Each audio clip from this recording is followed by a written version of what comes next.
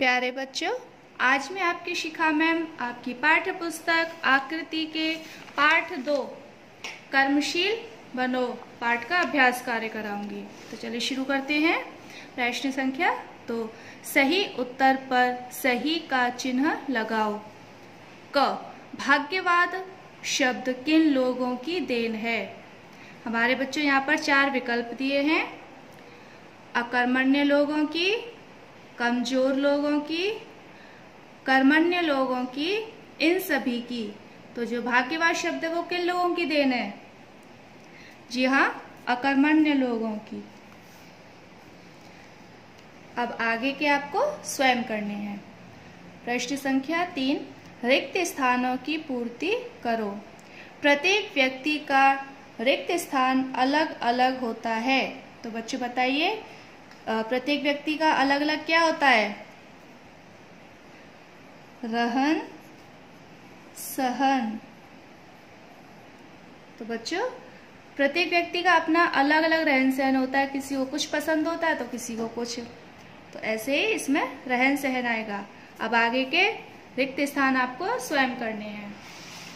आगे हमारा है प्रश्न संख्या 4, सही या गलत लिखो। प्रत्येक व्यक्ति का रहन सहन एक जैसा होता है। अभी हमने विकल्प उसमें रिक्त स्थान में भरा था ना, प्रत्येक व्यक्ति का रहन सहन कैसा होता है? अलग अलग। तो ये हमारा क्या होगा? गलत। तो बच्चों आगे के सही गलत आपको स्वयं करने हैं अपनी किताब में।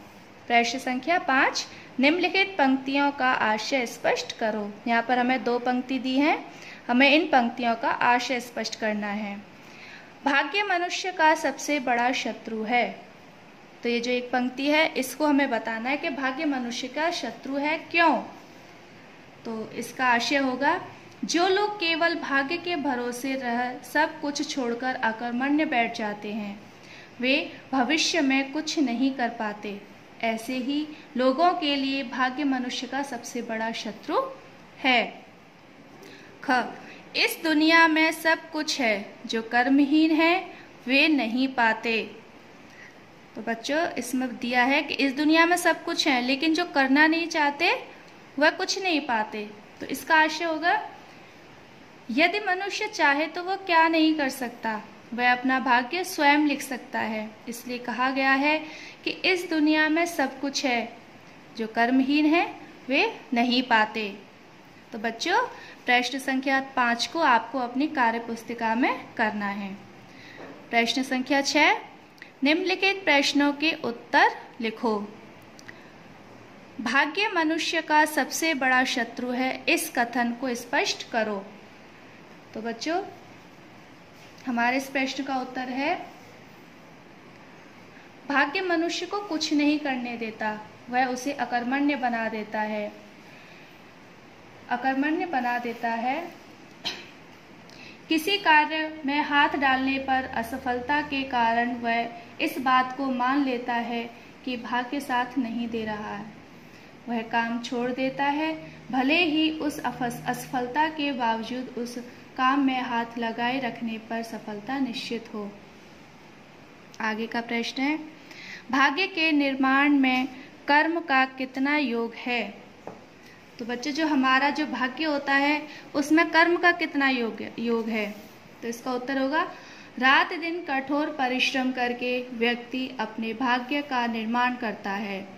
जो कुछ भी उसके पास होता है उसके कर्मों और सूझबूझ का फल है। भाग्य मनुष्य का सबसे बड़ा शत्रु है। हम स्वयं अपने भाग्य विधाता हैं। जैसा कार्य हम करेंगे वैसा फल पाएंगे। आगे का प्रश्न है, लेखक ने लोमड़ी का उदाहरण किस प्रसंग में दिया और क्यों? उत्तर है बच्चों इसका, लेखक ने लोमड़ी का उदाहरण भाग्य के प्रसंग में दिया, क्योंकि कुछ लोग भाग्यवादी होते हैं। वे लोग मेहनत पर विश्वास नहीं करते, भाग्य पर विश्वास करते हैं। आगे का प्रश्न है, ईश्वर के विषय में बर्टेड रसेल ने क्या विचार दिए हैं? इसका उत्तर है, ईश्वर के विषय में बर्ट्रैंड रसेल ने विचार दिए कि मन को शक्ति देने वाली आध्यात्मिक कल्पना का नाम ईश्वर है। ईश्वर का नाम लेकर उस पर विश्वास कर हम मन में शक्ति का एकीकरण कर कामयाब होते हैं। हमारा विश्वास मजबूत होता है कि हमारे साथ ईश्वर है, हम इस कार्य में सफल होंगे। आत्मविश्वास को दृढ़ बनाने के लिए ईश्वर का अस्तित्व बनाया गया है। इसके साथ साथ ईश्वर की कल्पना मनुष्य को भयभीत करती है।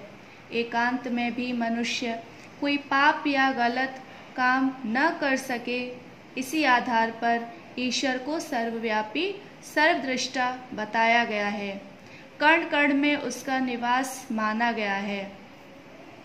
आगे का प्रश्न, अंतिम प्रश्न हमारा, अपने दृढ़ संकल्प से आप सफलताएं प्राप्त कर सकते हैं, कैसे? इसका उत्तर है बच्चों, हम स्वयं अपने भाग्य विधाता हैं। जैसा कार्य करेंगे वैसा फल पाएंगे। चींटी को देखो, वह बार बार गिरती है लेकिन वह हार नहीं मानती और अंत में उसे सफलता मिलती है। यह उसका दृढ़ संकल्प ही तो था जो उसने हार नहीं मानी और बार बार प्रयत्न करती रही और सफलता प्राप्त की। तो बच्चों, ऐसे हमें अपने जीवन में किसी लक्ष्य को पाने के लिए उसको दृढ़ संकल्प करना चाहिए कि हमें उस संकल्प को उसको पूरा करना है, उस लक्ष्य को। तो बच्चों, प्रश्न संख्या 5 और 6 आपको अपनी कार्य पुस्तिका में सुंदर लेख में करनी है। ठीक है बच्चों?